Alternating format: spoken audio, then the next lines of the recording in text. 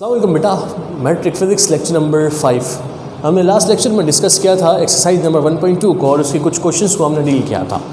और बेटा मैंने आपके सामने एक इन टर्म ऑफ वर्डिंग से किसी भी सेट्स को हम ड्रॉ किस तरह से करते हैं मैंने वो आपको लास्ट टाइम सिखाया था और आपके सामने बना के दिखाया था कि positive odd integers, positive even integers and positive integers, जिससे आपने सेट ए, सेट बी और सेट यूनिवर्सल सेट यू बनाया था।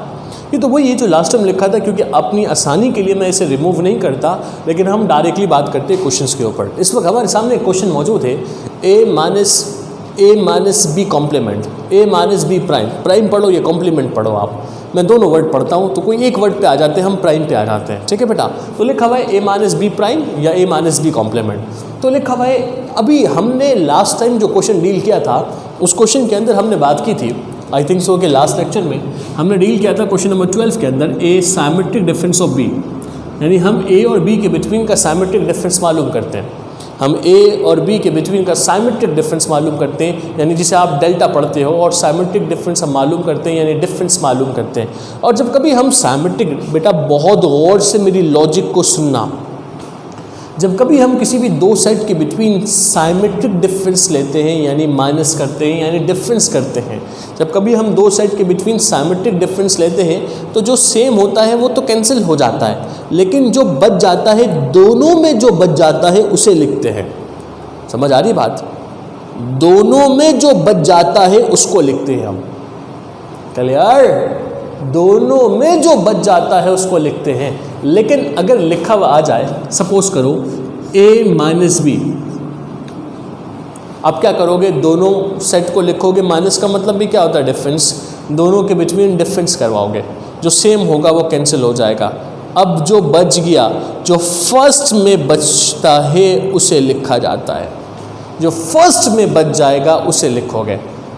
और साइमेट्रिक में क्या होता है? दोनों में जो बच जाएगा उसे लिखेंगे, कैंसिल होने के बाद जो दोनों में बच जाएगा वो लिखेंगे। लेकिन इसमें अगर माइनस लिखा हुआ आ जाए तो कैंसिल होने के बाद फर्स्ट सेट में जो एलिमेंट रह जाएगा उसे लिखेंगे हम। कुछ क्वेश्चन करोगे तो समझ में आएगा। एक सवाल लिखा हुआ है आपके सामने, ए माइनस बी कॉम्प्लीमेंट, ए माइनस बी कॉम्प्लीमेंट। आपने ए और बी कॉम्प्लीमेंट के बिटवीन का क्या मालूम करना है? माइनस करना है, यानी डिफरेंस करना है। मेरा बेटा आप चेक करो कि आपके पास ए के एलिमेंट्स मौजूद हैं। यस सर मौजूद है, 0 2 4 6 8। मेरा बेटा चेक करो कि आपके पास बी के एलिमेंट्स मौजूद है। नहीं सर, बी कॉम्प्लीमेंट के एलिमेंट मौजूद नहीं है, हमारे पास सिर्फ बी के एलिमेंट्स मौजूद हैं। तो मेरा बेटा आप सबसे पहले क्या मालूम करो? B complement. मेरा बेटा अगर हम बी कॉम्प्लीमेंट मालूम करें तो क्या करेंगे? यूनिवर्सल माइनस बी करेंगे सर। इट मीन्स मेरे बेटा क्या करेंगे? यूनिवर्सल की जगह पर यूनिवर्सल के एलिमेंट्स 0 1 2 3 4 5 6 7 8 9, ठीक है। माइनस को माइनस लिखा, बी की जगह पर क्या लिखेंगे सर? 1 3 5 7 9, ठीक है मेरा बेटा। इसके बाद अब क्या करेंगे सर? दोनों में माइनस करवाइए सर। दोनों में अगर हम माइनस करें तो क्या होगा? देखो सर 1 3 5 1 3 5 7 9 7 9, कैंसिल हो गया। जो बचा उसे लिख लो बेटा। सर हमारे पास रिमेन बचा है 0 2 4 6 8, ऐसा ही है। अब क्या करेंगे सर? बी कॉम्प्लीमेंट के एलिमेंट्स आ गए। अब हम क्या लिखेंगे? ए माइनस बी कॉम्प्लीमेंट। हम ए की जगह पर ए के एलिमेंट्स को लिखेंगे, बीच में माइनस था, बी कॉम्प्लीमेंट की जगह पर बी कॉम्प्लीमेंट को। ए की जगह पर क्या लिखोगे सर? ए के एलिमेंट्स क्या हैं? 0 2 4 6 8। बी कॉम्प्लीमेंट के एलिमेंट भी इत्तफाकन वही आए जो ए के एलिमेंट्स हैं, ठीक है बेटा। मे भी सेम आए, मे भी सेम ना आए, ये बात जहन में बिठा दें।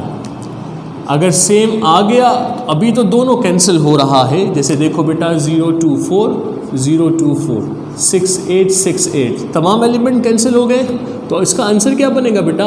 एम्प्टी सेट यानी नल सेट। जब सब कुछ कैंसिल हो जाता है तो आंसर जो है वो नल सेट बन जाता है। लेकिन अगर सपोज करो हम कैंसिल करवाते, यहाँ पर भी कुछ बच जाता और यहाँ पर भी कुछ बच जाता, तो फिर किसे लिखते हैं यहाँ पर? तो इसमें जो बचता है ना, फर्स्ट में जो बचता है वो हमेशा लिखा जाता है। वो आगे के क्वेश्चन में आपको समझ में आएगा इंशाल्लाह।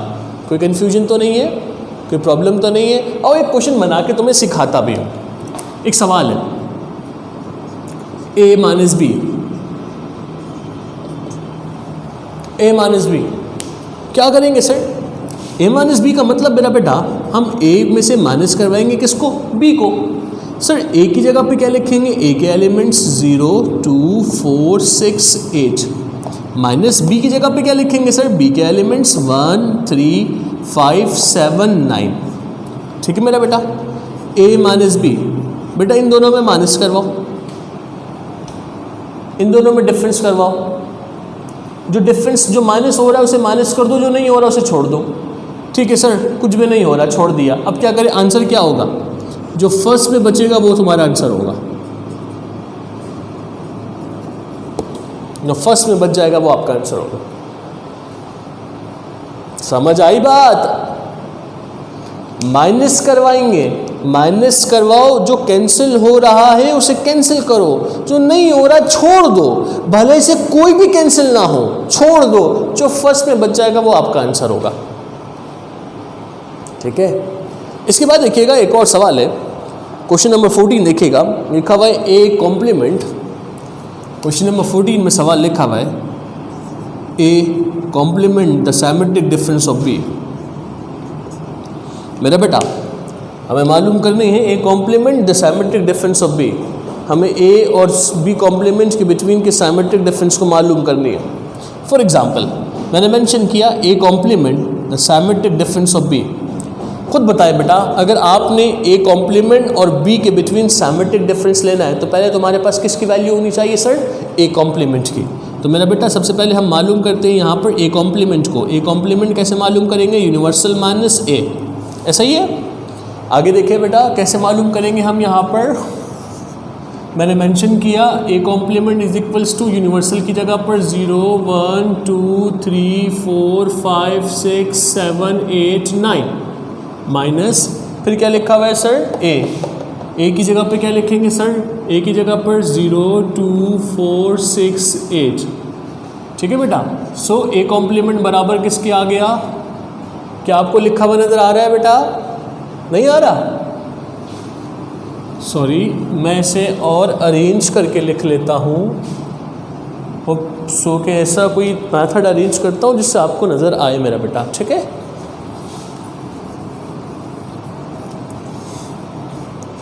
कोई बात नहीं बेटा, कोई बात नहीं बेटा, होता है, होता है, रिलैक्स रहें। आपके रिस्पेक्टेड टीचर है ना बेटा आपके सामने, अभी करवाते हैं आपको। 0, 1, 2, 3, 4, 5, 6, 7, 8, 9। देखो अभी कैसे जगह बनाएंगे, आपको तो अंदाज़ा ही नहीं है बेटा। देखो बना लिया जगह, छोटा छोटा लिखा है, क्या करूँ, मजबूरी, ये जगह नहीं थी इसलिए बेटा, वरना नज़र नहीं आता आपको। थोड़ा सा जूम करके देख लें इस वक्त। ओके ओके सर, ठीक है, आपकी बात मान ली हमने। यूनिवर्सल मान से हमने सिर्फ मेंशन कर दिया।